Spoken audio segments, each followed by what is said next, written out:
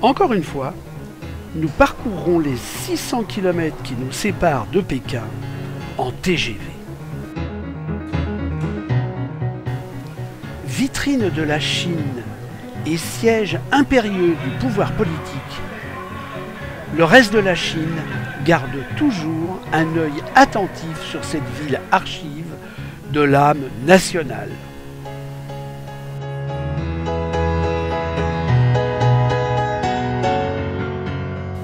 Le lendemain matin, nous prenons la direction de la cité interdite, qui fut la résidence et sur 72 hectares des empereurs Ming et Qing. Nous ne visiterons que la partie centrale en bleu du palais. Le site est immense et surpeuplé par des touristes chinois. Avec Sophie, notre guide, nous franchissons la porte du Midi pour traverser les 5 ponts en marbre de la première cour. Ça veut dire encadré par les colonnes, comme 9 pièces, de gauche à droite ou de droite à gauche. 9, c'est le chiffre qui signifie l'infini, éternité, longévité. C'est un chiffre impérial qui est utilisé par les empereurs. Nous aussi, on peut utiliser, mais pas très courant. Nous, la masse populaire, on préfère chiffre 6, signifie tout va bien. Chiffre 8, c'est la fortune. Voilà. Chiffre, par exemple, 10 signifie parfait. Voilà. La cité interdite est composée d'un ensemble de bâtiments séparés par des cours et des passages, formant comme une petite ville à l'intérieur de la capitale. Nous traversons la porte de l'Harmonie que garde un couple de lions.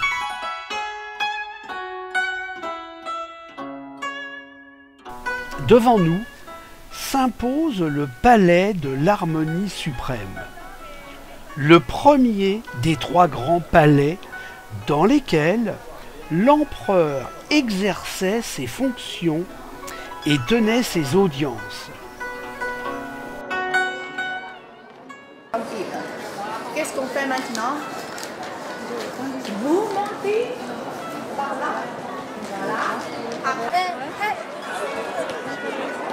Ces jarres en bronze, remplis d'eau, permettaient d'éteindre les incendies. Devant nous, le palais de l'Harmonie du Milieu. De taille plus modeste, l'empereur recevait ses ministres. Une sortie scolaire.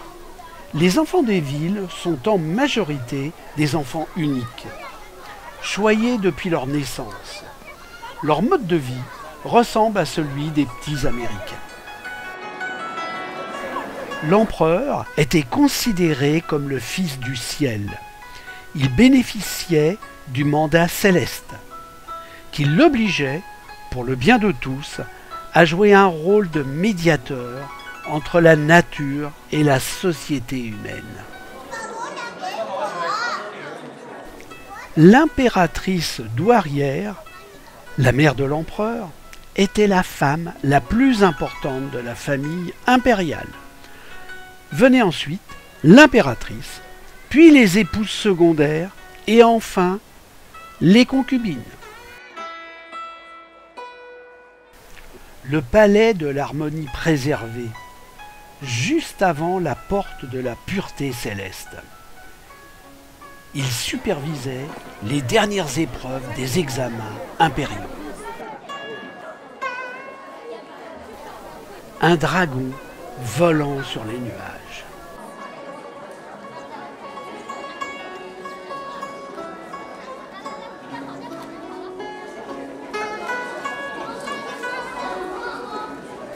La frénésie de SMS de Sophie nous permet de voir qu'il est possible de saisir des caractères chinois sur un clavier alphanumérique.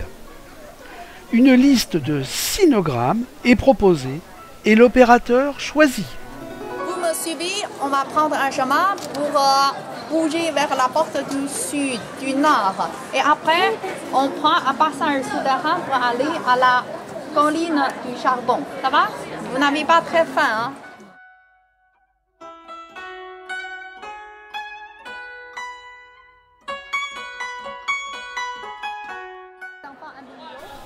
Cette colline artificielle sur laquelle se dressent de nombreux pavillons bouddhiques a été édifiée avec la terre extraite des douves de la cité interdite. Ce parc offre une vue magnifique sur le palais.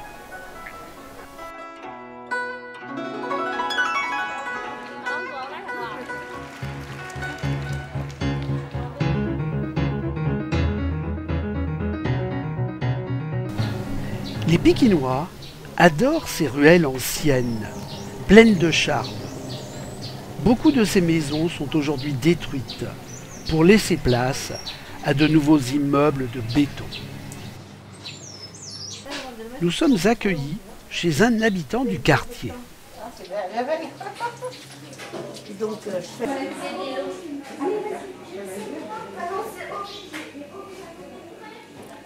Allez, et servez-vous vous-même. Hein?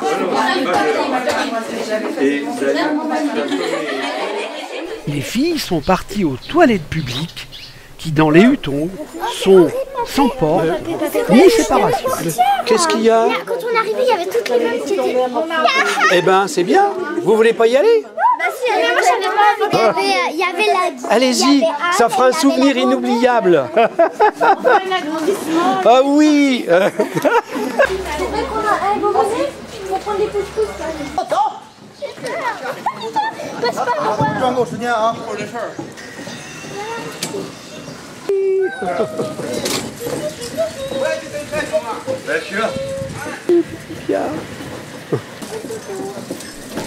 Les ruelles Hutong restent étroites et seulement accessibles aux deux roues.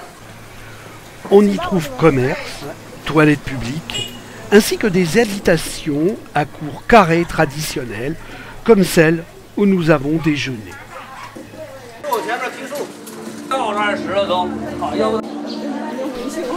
Ce temple a été construit en 1306 pour abriter les tablettes du grand philosophe Confucius, né en 551 avant notre ère.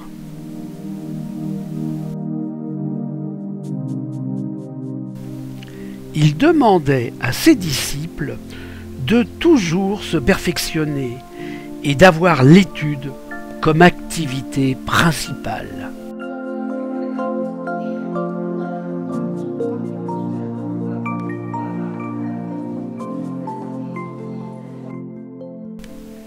Non, ce n'est pas encore l'heure du goûter, mais celle du thé.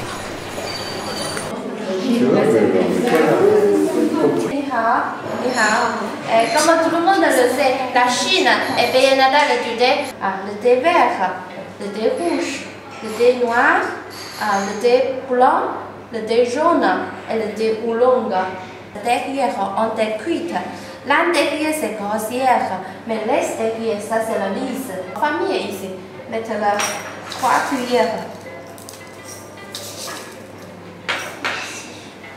Mais pour le thé au jasmin ou le thé vert, seulement 85 degrés, parce que thé dans 30 secondes. Oui.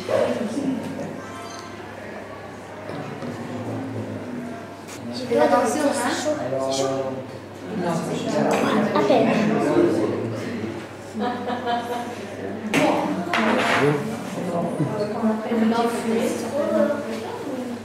À la prochaine, c'est le thé au jasmin. C'est théine. Et normalement, à la maison, une grande poule fait comme ça, vous pouvez infuser 5 tasses pour boire.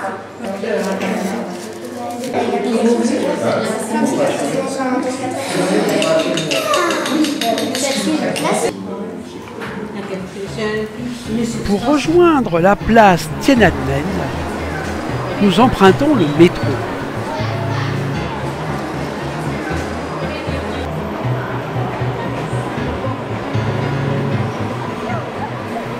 on va essayer de ne perdre personne.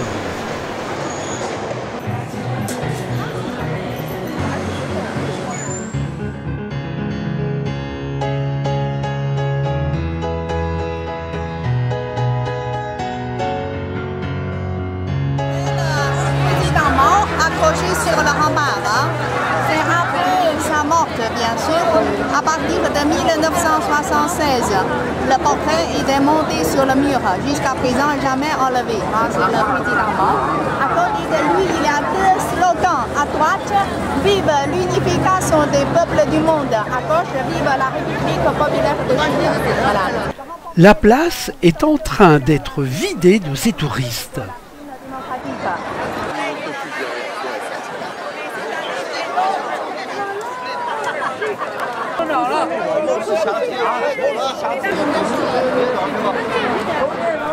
La nuit tombe.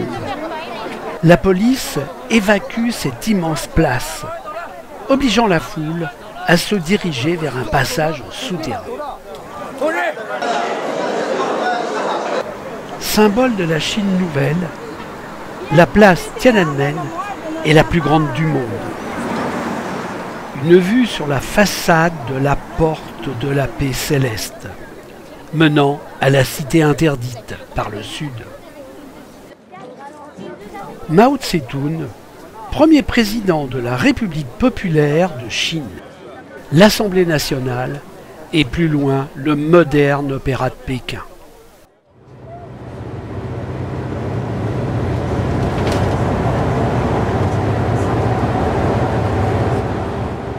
De bon matin, nous roulons vers le nord en direction de la Grande Muraille.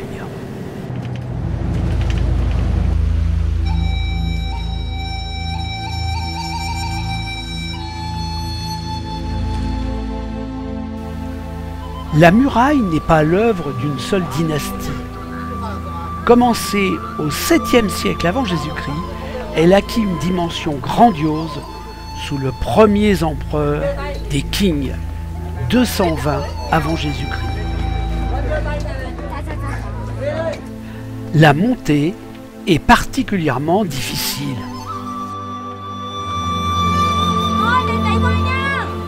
La construction progressa sous les Han, qui poursuivirent les travaux, mais cessa sous le règne des Tang.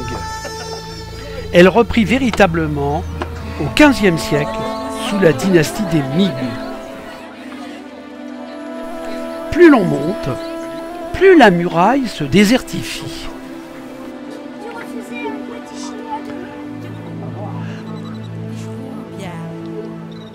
Cette muraille devait protéger des incursions des barbares, les peuples nomades des steppes de Mongolie et de la plaine de Mandchourie.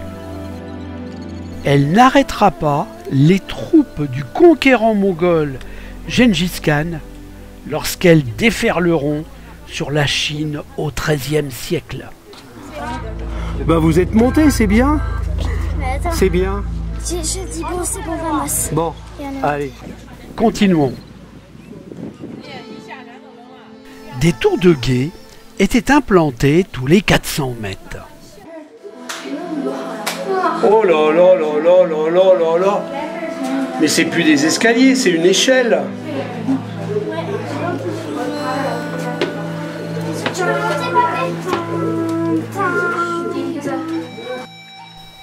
De là, l'on pouvait se défendre efficacement.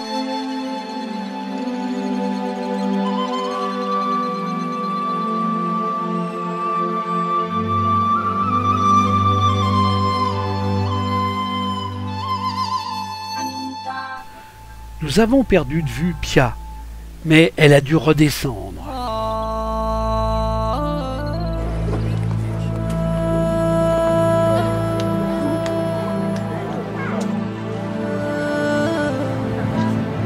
Voilà jusqu'où nous sommes montés. 29 avril 2015. Il y a 48 ans, j'épousais Sylvia, la femme de ma vie.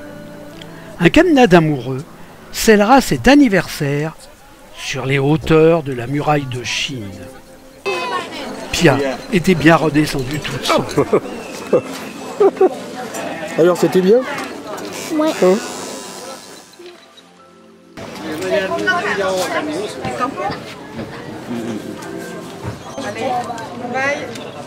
Allez, on y va parce qu'on nous attend. On va désigner le dessin, on a l'artiste, désigner le dessin sur le papier, le travail sur la surface. Et la deuxième étape, il y en a des cloisons comme ça. Ça, c'est aussi la raison pourquoi on l'appelle cloisonner en français.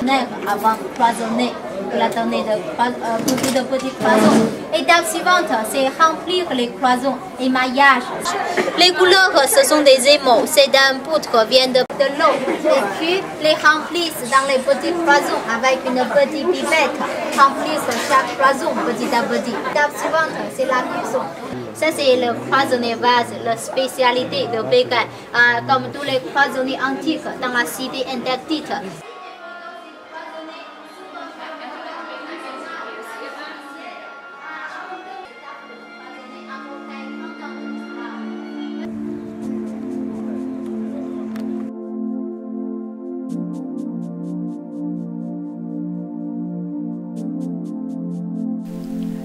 Les empereurs étaient ensevelis au nord de Pékin. Nous visitons un de ces tombeaux témoignant de la grandeur des familles impériales. Encore des escaliers pour aller voir le tumulus. Oh, c'est plus possible. Hein. Pia Qu'est-ce que a t'as, mal aux Pia? jambes. C'est sous ce tumulus que l'empereur Yongle est inhumé.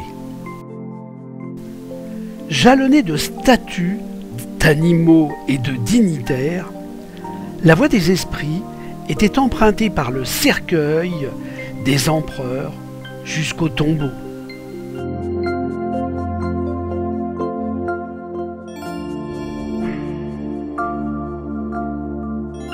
Le pavillon de la stèle, où une immense stèle gravée fait l'éloge des empereurs.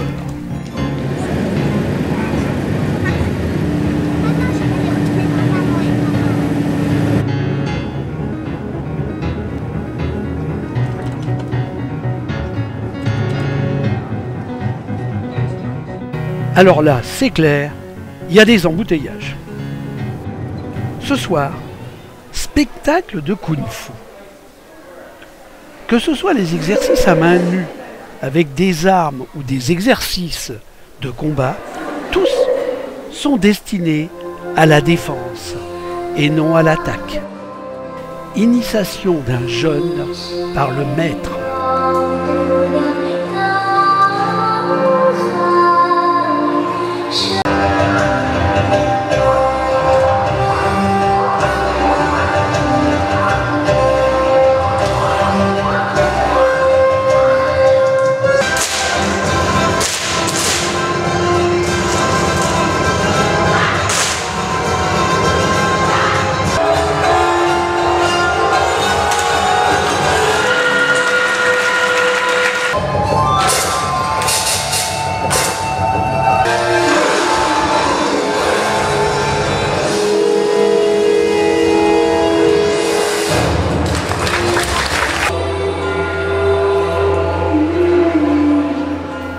À son tour d'initier un jeune.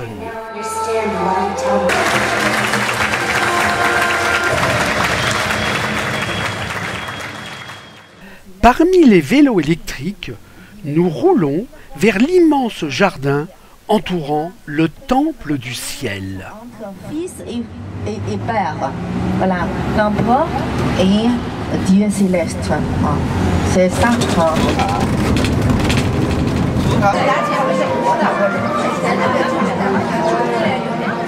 Un peu d'exercice avant de démarrer la journée ne fait pas de mal.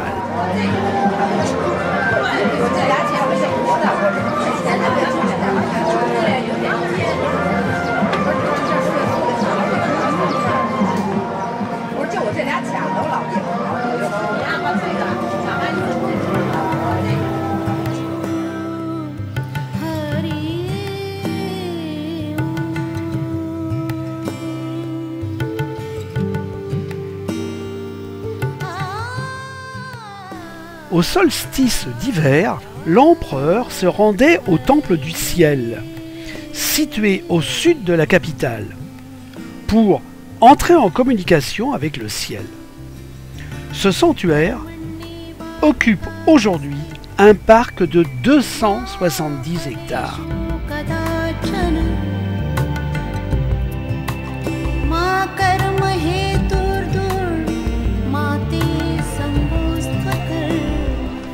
Trois constructions sont alignées selon un axe nord-sud.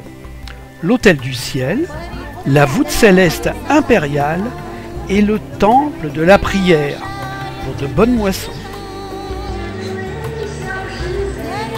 En sortant du parc, toujours autant d'activités physiques.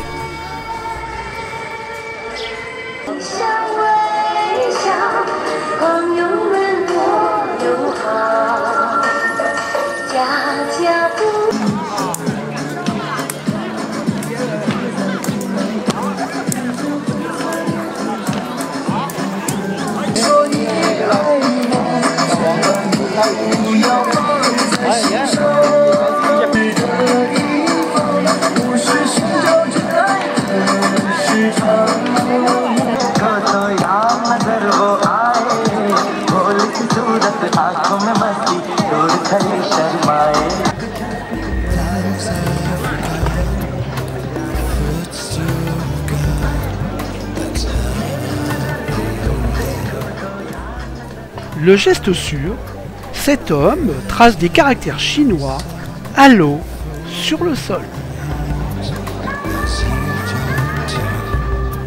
Ninon n'est pas en reste.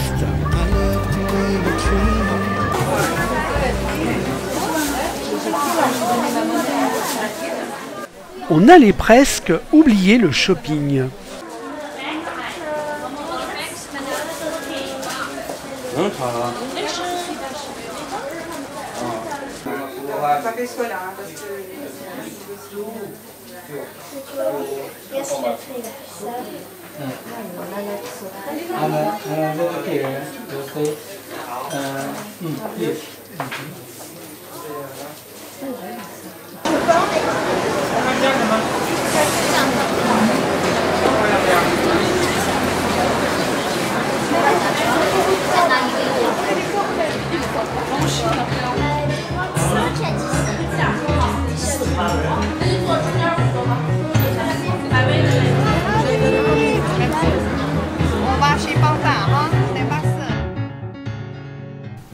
Tout le monde le connaît. Une bonne tête blanche et des lunettes noires. Une allure de gros ours en peluche. Pourtant, le panda est un animal très rare qui n'existe plus qu'en Chine.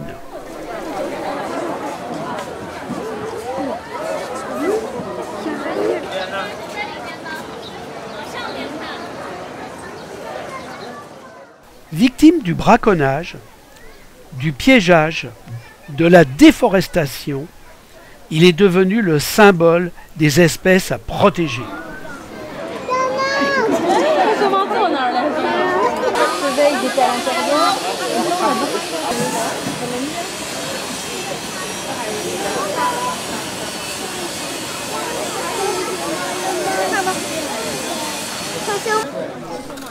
Il faut d'énormes quantités de bambou pour satisfaire chaque jour l'appétit d'un panda. 10 à 15 kilos et même 20 kilos pour les plus gourmands.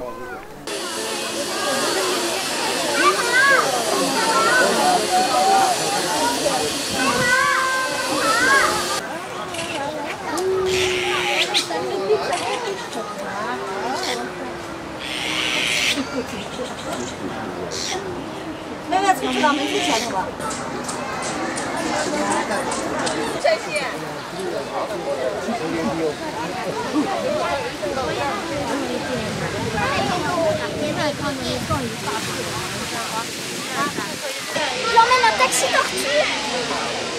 Ça y est. Ça double.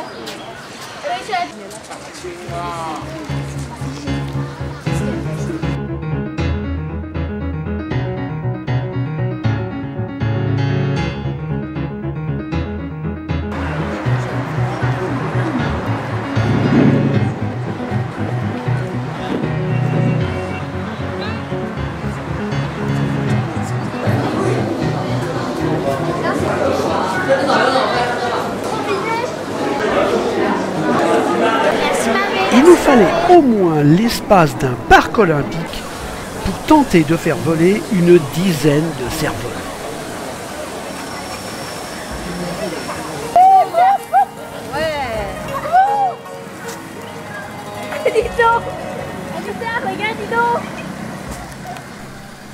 C'est compliqué, mais les petits et les grands y mettent beaucoup d'énergie.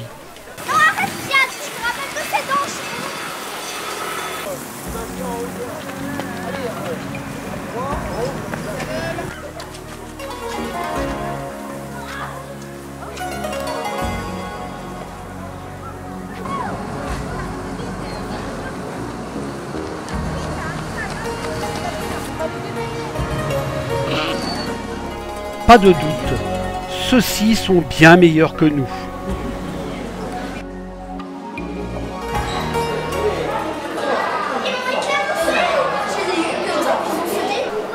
C'est notre dernière soirée. Au menu, du canard laqué dans un grand restaurant de Pékin.